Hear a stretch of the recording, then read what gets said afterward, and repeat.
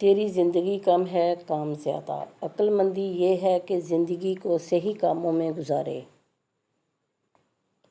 دشمن کی بات سے رنجیدہ نہیں ہونا چاہیے۔ اگر سچ ہے تو قابل مشکوری ہے، اگر جھوٹ ہے تو اس کا وہ خود ذمہ دار ہے۔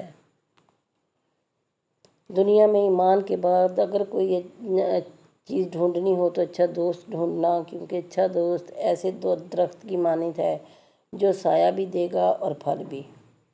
مصیبتوں کا شکار جانور اکثر نہ بولنے کی وجہ سے مصیبتوں کا شکار ہو جاتے ہیں، مگر انسان زیادہ بولنے کی وجہ سے مصائب کا شکار ہوتا ہے۔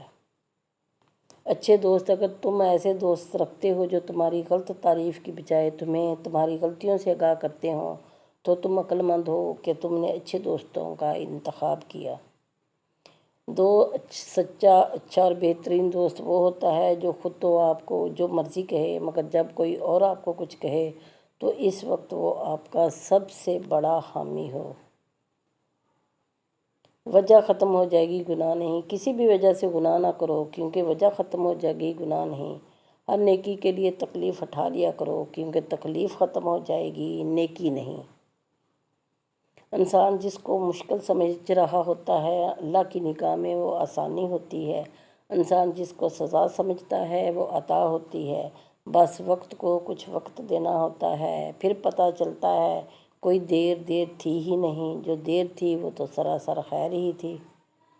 لوگوں کے سامنے مسکراتے رہا کرو اور اللہ کے سامنے رویا کرو، کیونکہ دنیا مسکرانے والے کو پسند کرتی ہے اور اللہ تعالیٰ رونے والے کو۔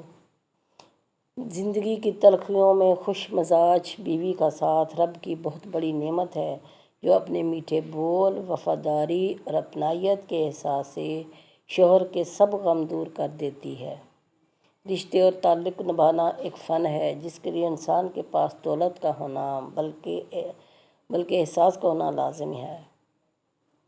تکلیف پتہ ہے انسان کو سب سے زیادہ تکلیف کب ملتی ہے؟ جب وہ غلط انسان سے اپنی زندگی کی ساری امیدیں جوڑ لیتا ہے۔ ایسے لوگوں کو اپنی ترجیحات میں کبھی شامل نہ کریں جو آپ کو تب میسر ہوں جب انہیں کوئی اور میسر نہ ہو۔ خوش آمدید لوگوں سے بہتر تیرے لیے وہ لوگ ہیں جو تیرے عیوب کی نشاندہی تیرے سامنے برملا کریں۔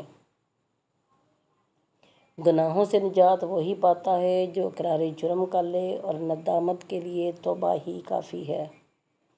اے مومن، تھوڑی سی تھکاوٹ کے لیے نماز نہ چھوڑ، ان سے کچھ سیکھ جنہوں نے جسم پر خنجر ہوتے ہوئے بھی آخری سجدہ نہیں چھوڑا۔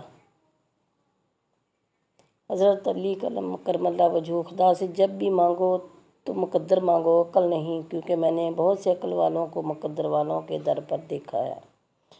اپنی خوشی کے لیے کسی دوسرے کی خوشی خاک میں مت ملاؤ، تمہاری وہ خوشی بیکار ہے جس کے پیچھے کسی کے آنسو ہوں۔ کسی کے خلوص اور پیار کو اس کی بے وقوفی مت سمجھو، ورنہ کسی دن تم خلوص اور پیار تلاش کرو گے اور لوگ تمہیں بے وقوف سمجھیں گے۔ ایسے شخص کے ساتھ غداری کتنی بری ہے جس نے خود کو تمہارے سپرد کر دیا ہو۔